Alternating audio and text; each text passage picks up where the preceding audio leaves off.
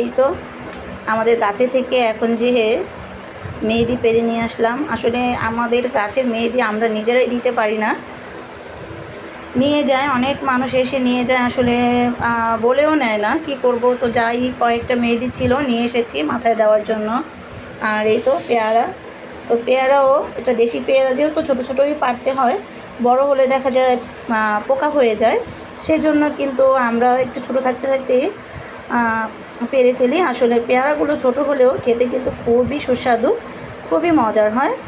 তো আসলে ছোট ছোট পেয়ারা, দেশি পেয়ারা মানে মিষ্টি মিষ্টি লাগে, ভালোই লাগে। তো সেই জন্য আমি এখন এই যে গাছ থেকে পেয়ারাগুলো পেরে ফেললাম।